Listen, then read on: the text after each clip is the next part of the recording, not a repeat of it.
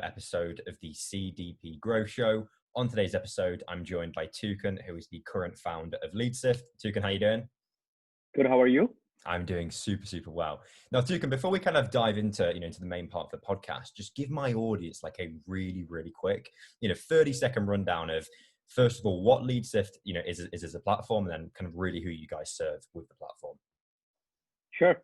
Yeah. So LeadSift is an intent data platform that helps other B2B companies identify which companies are in market for a service like theirs, and who within that company they should be reaching out to.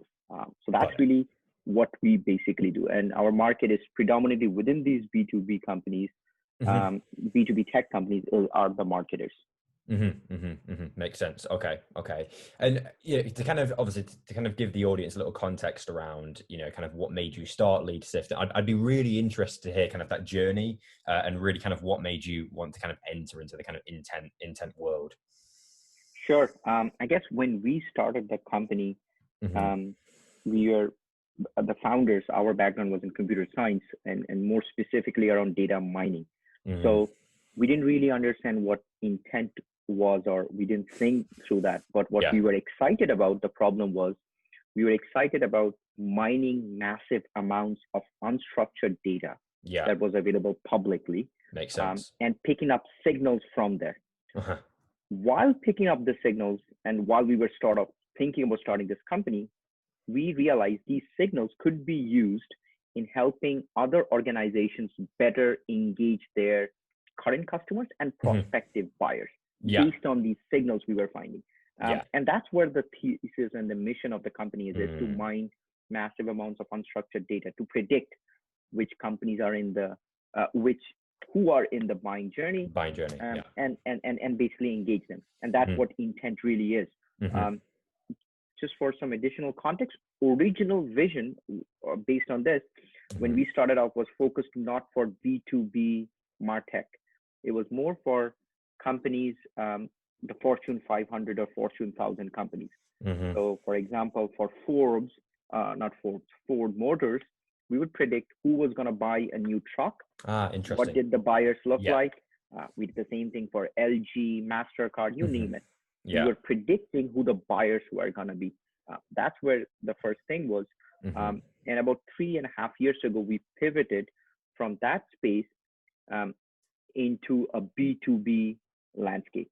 So instead of helping brand marketers identify who their buyers were, what kind of content they were consuming, we focused on, all right, how about we do the same thing, but specifically this time for other B2B technology companies, where the term intent data is more prevalent, lead generation, demand generation. So that's been the journey for us. Makes sense. Yeah, I think intent over the last years with platforms like yourself has become so so important to that kind of overall kind of buyer journey and buyer process. I'd be super interested to hear kind of just your take on the importance of intent and some of the best use kind of use cases, because obviously there's a lot of kind of early stage founders and B2B SaaS founders listening to the show. So I'd be really interested to kind of hear just some really good use cases of how a company could actually implement this.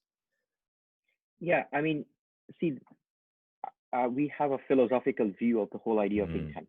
If you talk to any marketer or any salesperson, intent or buying intent or purchase intent, whatever you want to call it, is the single most atomic unit of digital commerce. Every marketer is trying to predict who is going where in the buying journey a customer is or potential prospect is, and reach out to them right at the right moment with the right message.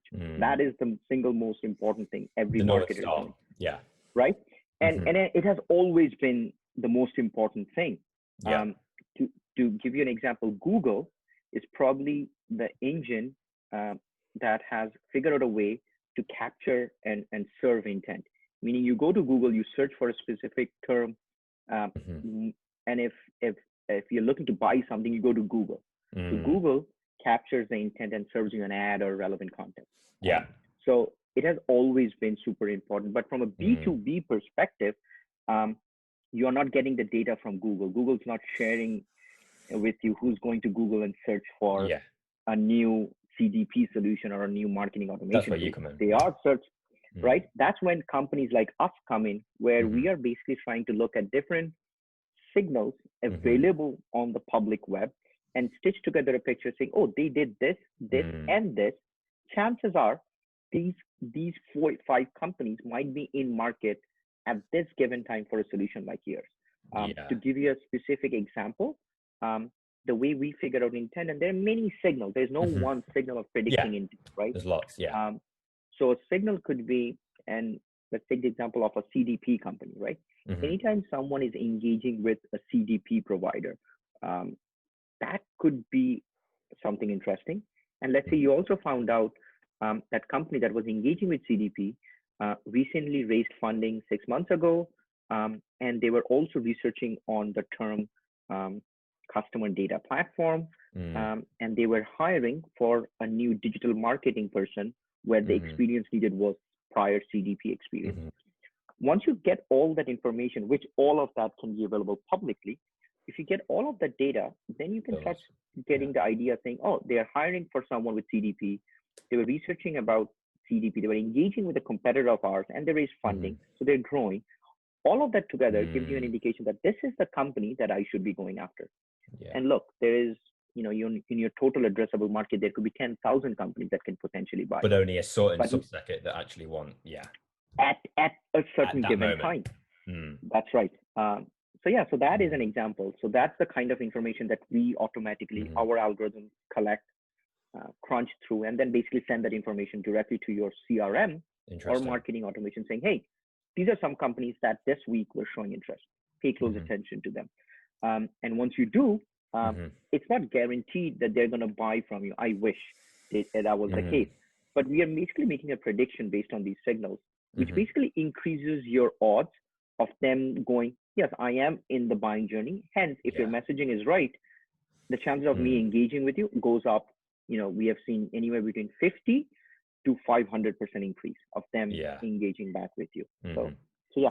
Yeah, so it's really that point of kind of, you any given time you are going to have, like you said, a kind of addressable market of 10,000 people. But then, like let's say during this month, there will only be 500 companies, and it's about narrowing down to that just 500 companies. That's it. It's such an important point with all the noise in the kind of B2B marketing space. I think it's super important to have a tool like that in place. So yeah, really kind of interesting. And now I know you guys obviously kind of prior to this conversation, we spoke a lot about how you guys traditionally kind of in the first few years of your growth, it was very much outbound, probably like a lot of companies, right? And then kind of over the last few years, you've really started to transition into that kind of more inbound play. So first of all, I'll ask the question, what made you kind of start, I guess, pushing on more of the inbound play, right? Rather than just focusing fully outbound. Yeah. So when we did this product pivot and we started from scratch, we did it in a very interesting way. Yeah. Basically, we said, look, we are going to dog food our own system. Yeah. We're going to use LeadSift to predict who's showing interest about a solution like ours, a lead generation solution or a sales intelligence tool. Yeah. And basically we took those people and we basically reached out to them via outbound. And we did that very, very well for a year and a half. Awesome. Then what we realized is two things. You cannot rely on one channel, and it's true with everything. You need to look at different channels, and you start exhausting that channel. You keep hitting people, and there's only a certain group of people. So then we started saying, okay, we need to diversify our channels of lead acquisition. You can't just rely on one. And we started seeing a little bit diminishing returns because it was more mass. It was templated, but not super hyper personalized. Yeah. Then, and in talking to every SaaS company that has dipped their toe in outbound or still doing, they all start with mass and then narrow it down. Yeah. So we were reaching out to a lot of people based on the intent signals, but it was not super personalized just because it doesn't scale that well. So we said, okay, so we are now going to hyper personalize and make it super relevant and valuable to reach out to these people with a message, but the volume is going to go down drastically. And the same thing we needed. So that's one of the reasons we wanted to say, okay, because the volume is dipping here of the people we reach out, we need more people to know of us and come to us. So that's when we started looking into inbound as a channel. And that was sort of one of the main reasons we did that transition. Got it. Any good company you talk to in the SaaS space cannot rely on just inbound or outbound. They have to mix it up. You have to have both.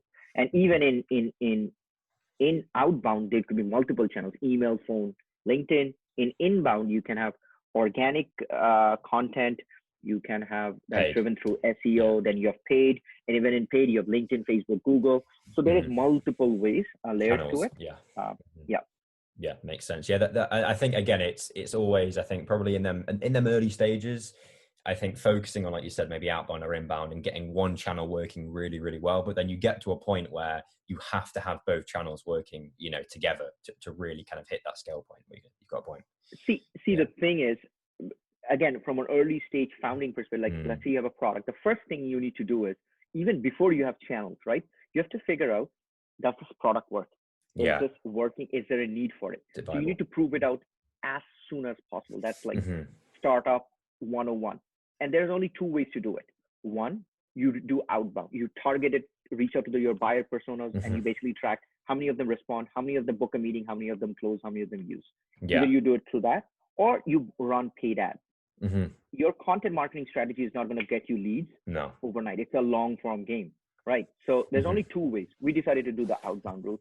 And then after we have proven it out, I think when we had about 50 clients, that's when we started, all right, it's working. There's some semblance of product market fit. Let's diversify the channels, the strategies, and all that. Makes sense. And I guess since really pushing on this kind of inbound marketing strategy, was it kind of back in, how long ago was this when you really started to kind of implement the more inbound side? About 2018, 2018, mid 2018, September 2018. And what were some of them kind of initial channels that you guys had started? Was it more on the organic side, paid side?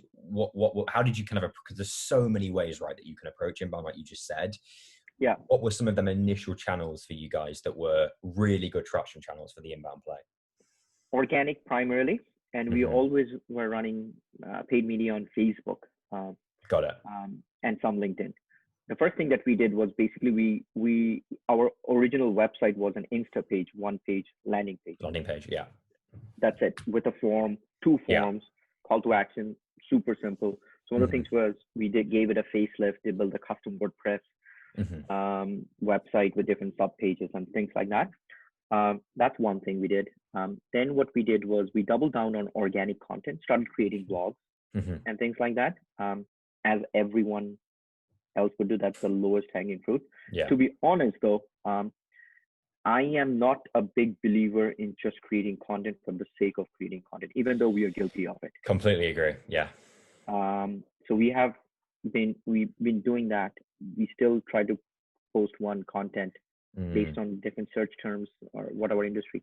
But what we have seen work really well and continues to grow well is once we release some kind of data that's proprietary to us, some insight that we have insight on, and then sharing it that for our audience. So it could be something like we analyze Dreamforce as an event. So predicting people that will be going to Dreamforce or HubSpot inbound or whatever. And then we break down that audience. These many people were from these regions. These are the buyer personas. This is their seniority. These are the kind of companies that we're going. And we basically release that content in an infographic type one pager. That kind of content gets the most amount of traction. So we have tried, and we are trying more and more and more to do that, is having more unique data-driven perspective in our content than just superfluous, high-level, top-of-the-funnel content. Yeah. Fluffy. There you go. Yeah, makes sense. So really actionable content that people can take away, and it's, like you said, going to give them some data-driven insights to the industry. And that is unique to us. So we have that angle. Not all companies, but like Gong, if you know. They publish content like this all day long, like because they're listening in on what salespeople are having discussions, anonymize it and say, right? That's the best form of content. And every bi-weekly they spin it up and produce. So Yeah, So yeah. I think it's such a key point there of, again, going back to that kind of phrase of not creating content for the sake of creating content. You always have to, whether, like you said, it's creating content that's highly, data driven, actionable, that's really specific content to the problems that your, kind of target customer is actually facing. But it's just, I think it again comes back to that point of only creating content that is actually going to drive, or is going to kind of, solve some kind of problem, right? I just think there's too many companies, whether they're creating organic, SEO content, podcasting, for example, they put out too much, and I think they mistake quantity for quality, right? So I think it's. I'll give you a great example. Given the current situation, you must have seen everyone talking about, the current economic crisis, best practices, work from home, COVID, and blah blah blah. Yeah. We have done a little bit of that, but one of the good things we did was we stopped all our content marketing calendars and stop with the regular, bi-weekly or weekly top of the funnel content. Yeah. Let's do two things. We did two things. One was we interviewed 5 sales and marketing leaders, John Barrows and folks like that, and basically said, hey, what are you doing? Can you give us an email template that you would use? Right. So we got that, and we just shared that as videos, like 6-minute video clips, because a lot of our prospects our existing customers were asking, hey, how do you do outbound now? Like, what should I say? So creating that. So that was really well received. The second thing we did was actually, again, this goes back to our unique data. We used our data to predict which companies are resilient to the current economic crisis. Meaning we looked at which companies were still hiring for roles, which companies were still running paid media campaigns, which companies were still promoting events and webinars and trade shows, virtual, which gave us an indication these are companies that are still growing. So meaning if you're thinking of prospecting, these would be the first ones that you should prospect. Yeah. We just basically released that in an Excel. There was the first version was 17,000 companies we published, categorized them by category, industry, and all that. That was massively well received. Wow. So again, going back to creating, rather than creating, how do you generate top of the funnel MQL? Cut that crap. Let's just give you data that you can action on. So yeah. And I think there's, again, kind of two pieces of them content there. But the first one you mentioned of actually finding a problem that the market has, i.e., with the current kind of climate, people are, SDRs, they're questioning, okay, how do we do outbound? How do we adapt?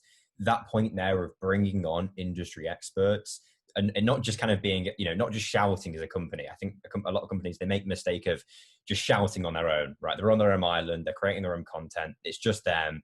If you actually can, like you said, have them kind of JV partnerships where you're bringing other people on and getting them to explain how them problems can be solved, I think it's such a better received piece of content, right? 100%. 100%. Yeah. And again, on the point of, because it's great having all these strategies, right? And it's awesome, but there has to be, software that kind of ties this all together, right? And that's kind of where the MarTech stack is really introduced. I'd be really interested to hear, both on the sales side and also the marketing side, some of the key softwares that you guys have got in place, at LeadSift, that's really, especially, I guess, on the inbound side over the last few years, that has been really, really useful for you guys, and really how you structured that stack. Yeah. So a few things that we are currently using our stack is HubSpot as our sales and marketing centralized place. Yeah. Yep. All the landing pages and things like that are done in HubSpot. Interesting. Okay. We used to use Drift as our chatbot. We just switched to a tool called Incent.ai. Interesting. It's another startup. Same functionality, super cool. Then we use Full Story. Full Story is not predominantly on our website, but it's more on our product to see existing customers, what they're doing. Yeah. What else do we use? And then we use a lot of we use Outreach.io for our prospecting. Yeah. We use Vidyard or Loom for recording videos and sharing with our people. Yeah. Then Google Analytics to track what's going on and tying everything together. And then Facebook paid ads and LinkedIn paid ads to drive inbound traffic. Inbound traffic. Those are some of the tools that we currently use.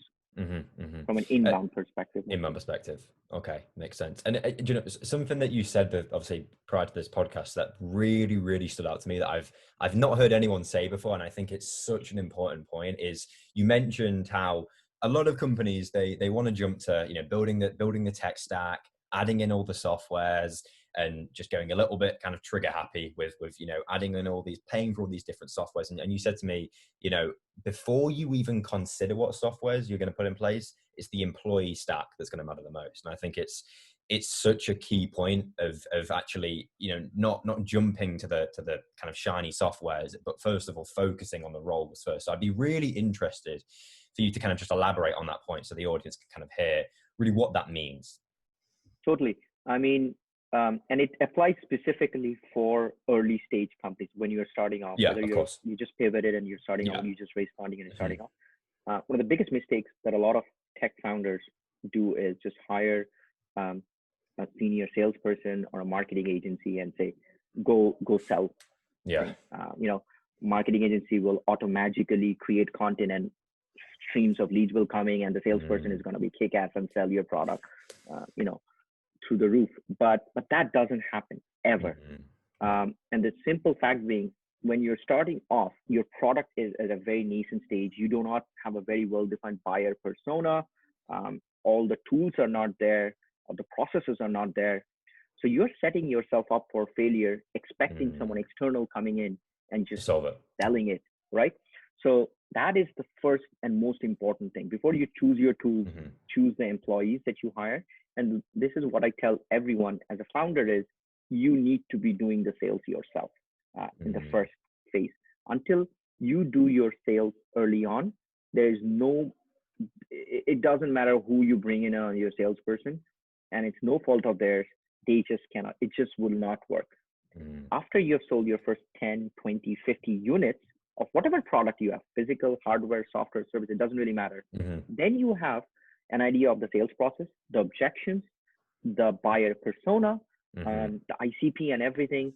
And that's when you can build a process and bring in someone new and say, hey, this is what I have done. These are the objections. This is where I've succeeded. This is where I've failed. This is the knowledge. Now go do it.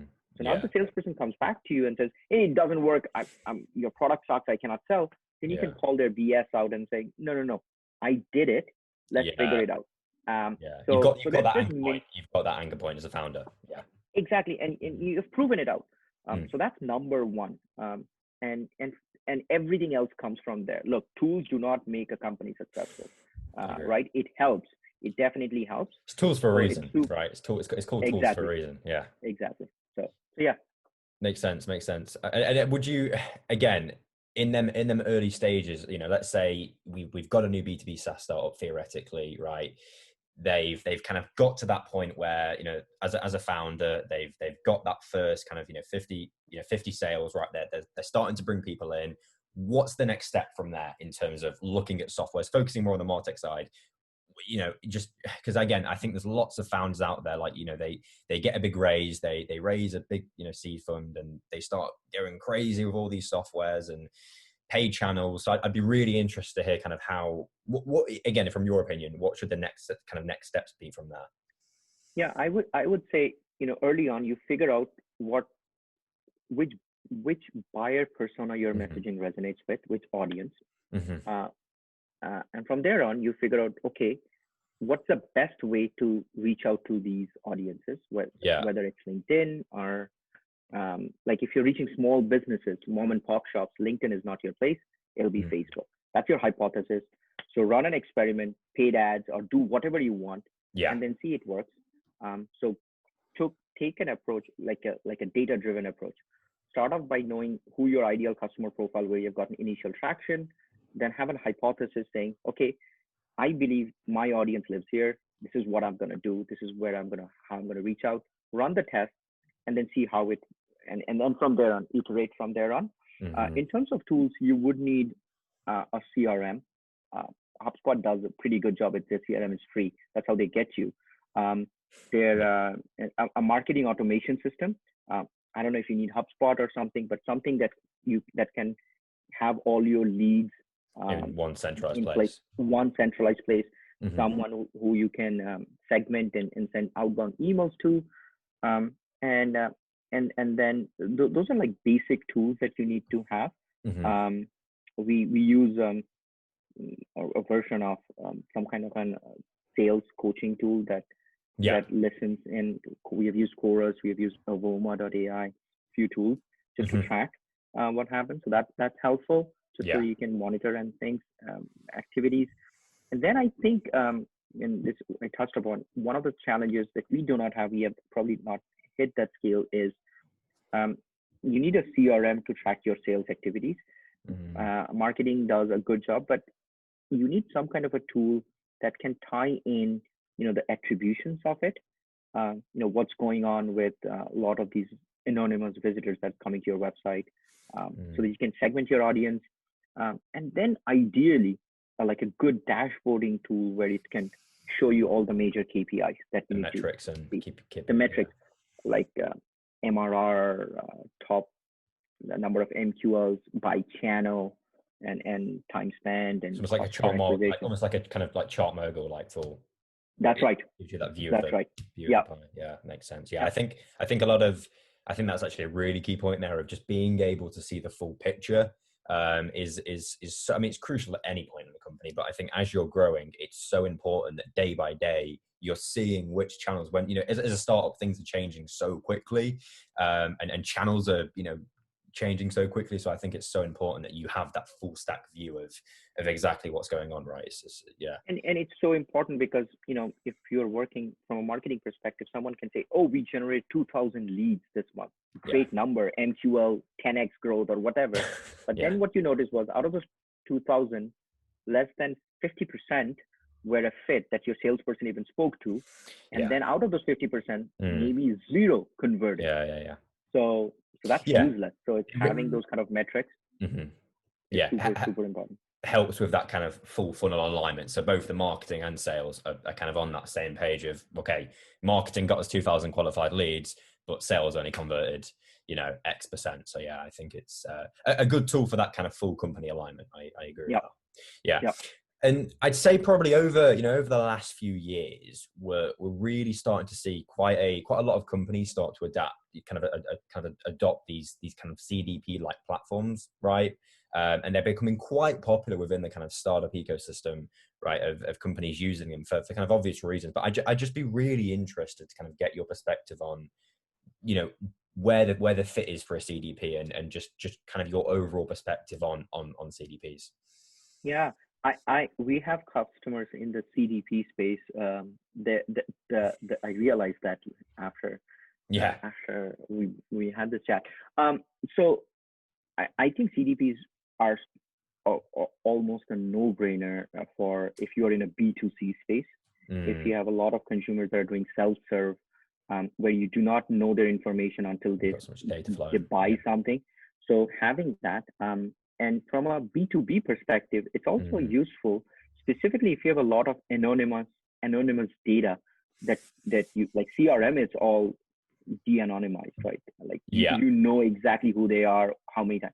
But a lot of the data, if you're getting a lot of inbound traffic where people clicking on pricing page, clicking and then seeing a video and then doing this, if you have a lot of that, I think having a CDP is super important. So you have the full funnel.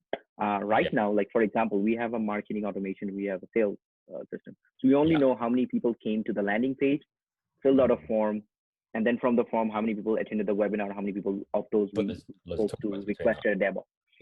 But then there's the other 99% of the people that are coming in, doing activities, tying all of that together.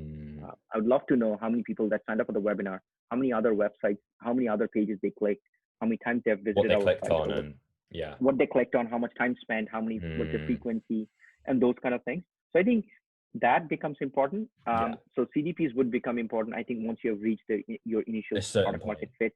Exactly. So yeah, that's my take on it.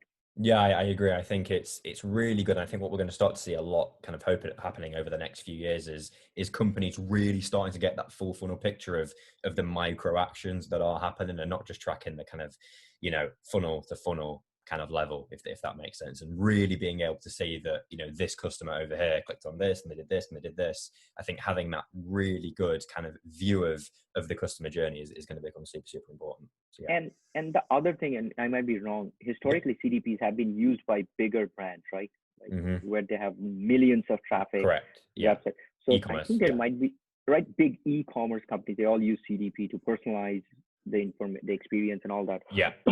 So I think there might be a misconception in the market that CDPs are for big brands, expensive too. I don't think CDP people do not. If you talk to a startup founder, under 50 employees or 100 employees, you will rarely see them say, "Yeah, I'm thinking of implementing a CDP." I think there is that disconnect. But it was. But I guess it's changing. So makes sense. It was interesting. I was talking to someone on the podcast yesterday, and they mentioned the exact same point. And they said that I think there's so many use cases of a CDP that people tend to just kind of focus in on what they've heard, I just think there's so much that you can do that I think it's about understanding the kind of full value of it, and really, like you said, seeing what it can actually do for your business, not, you know, a big brand. Makes sense. And again, you know, to kind of wrap this up, because it's always the toughest question, because there's never really one answer to this, right? There's never like a kind of single answer. But if, again, from your perspective, if there was one metric that you just had to track, right, as a kind of B2B, you know, marketer, what would be that one metric, you know, in your opinion? For us, I think from a marketing perspective, or like pipeline and revenue perspective, I think it could be number of qualified demos we are having internally on a daily, weekly, monthly basis, because we have a very good understanding of, if we speak to these many qualified people, like I have a demo, I know this percentage of them will convert. So if we look at that as our leading indicator. If we know if you're having these many qualified demos every week, we know our pipeline is going to be fine and our revenue is going to be fine. And you know that both that's the metric. And you know that both marketing and sales are on the same page. That's it. That's what we use. Makes sense. I love it. It's not two on the marketing side and it's not two on the sales side. So I love that kind of alignment of that metric. So well, look, Tukan, it's been really, really awesome having you on the show. I've really, really enjoyed this conversation. Just kind of hearing about how, you know, you've kind of gone from that outbound play to that inbound play, and I'm sure you guys are going to continue to grow like crazy over the next few years. Thanks a lot, man. I hope you enjoy coming on. Absolutely. Great chatting with you, man. Awesome. Well, guys, I will see you on the next episode of the CDP Growth Show. See ya.